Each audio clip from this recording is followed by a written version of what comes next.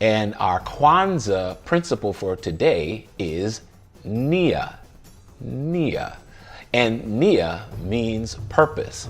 As a matter of fact, how the whole principle is written out, it's like this. It says it focuses on building and developing our community in order to restore our people to their traditional greatness. I don't know how I ended up with the longest word and the shortest word of our Kwanzaa principles, but that's all right. Let's jump in.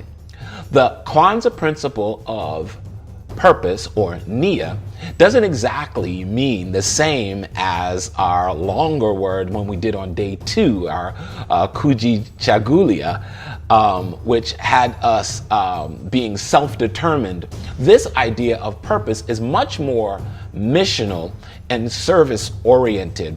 One of our resources says, as on this day, each family member should examine his or her ability to put his or her skill or talent to use in the service of the family and community at large. We take this time to reflect on your expectations from life, discuss your desires and hopes with family and friends. On this day, you should try to determine if this purpose will eventually result in positive achievements for family and community. This idea of the mission-driven aspect of our purpose, it has to have us leaning into how do we serve?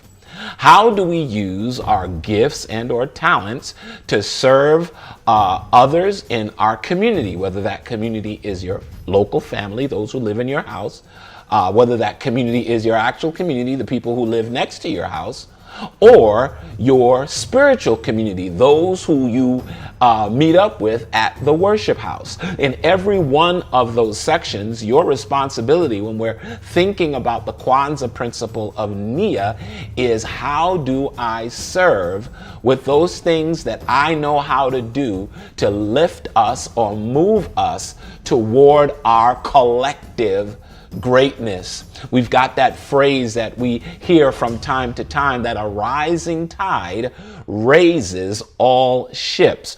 Well, your gift and your talent, your abilities would be the rising tide in this situation. And as you use what you have to serve those in your community, whether that's in your home, on your block, or at your church, you will notice that others will also be better as a result. When I talked to you for our second day about self-determination, we leaned into looking at the book of Daniel, chapter 1. Well, I'm going to take you back to the book of Daniel, and this time we're going to look at chapter 2. I'm going to reflect really quickly on something we know that happens in chapter 1 of Daniel, where he purposed in his heart. We talked about that already. But a little bit further down in the text, we also learn that Daniel had a particular gift. He was gifted with an ability to interpret dreams and visions. In chapter 2, we see his gift in action. As a matter of fact, what we recognize in chapter 2, many of you who read your Bible, and if you've never read it, go in Daniel chapter 2, it will say Nebuchadnezzar's dream. And what we learn about this is the king of Babylon. This is not the Hebrew king. This is not the king that Daniel would naturally pay allegiance to. This is the man who captured him. This is the man who has placed him in his employ. This is the man who is keeping him as a prisoner. This man has a dream, wakes up, can't remember the dream, but he is bothered about it. And he is now going to look at everyone in his kingdom, all of his soothsayers and wise people, the elders on his council, and he's demanding that someone be able to explain his dream. First, they got to remember the dream, then interpret the dream for him. He sends this edict command out to his people, and they do not get the response, or he does not get the response that he's looking for, to the point where he is willing to sacrifice the lives of all of these people on his council if he does not get an answer that is sufficient.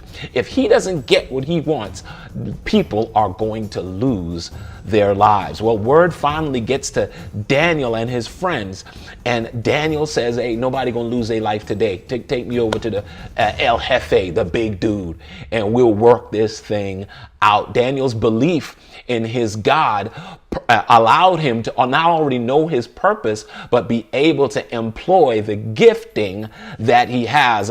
Quickly through the story, Daniel goes in and he does interpret the dream. He does explain to Nebuchadnezzar what his dream is all about. And what the Bible lets us know in Daniel chapter 2, that Daniel and his friends receive honor and promotion as a result of what Daniel is able to do for the king.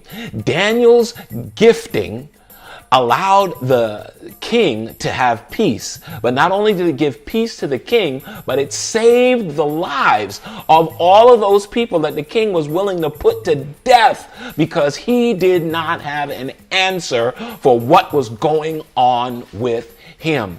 Your purpose, your mission, if you choose to accept it, is to use the gifts and talents that God has given you to bless those who are around you, whether those people are in your home, on your block, or at your church. They might even be at your job.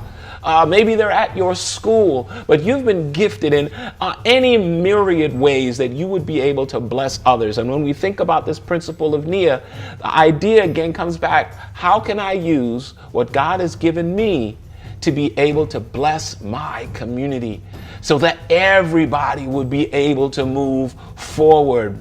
One of those urban colloquialisms we like to hear, that it ain't no fun if the homies can't have none. We want to be able to share what we have with others to raise up our community. We have got so many people within the African diaspora who have been business owners, people who are leading in worship spaces, people who are leading in tech, people who are leading in academia. And we need, I'll stick a pin right there, we need many more African Americans or people of the African diaspora in academia.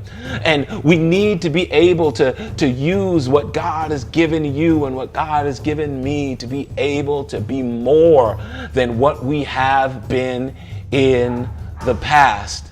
See, that's what Nia allows us to do. How can I serve others by what I have?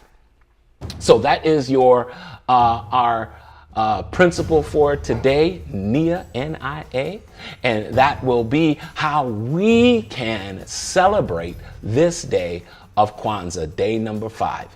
God bless you.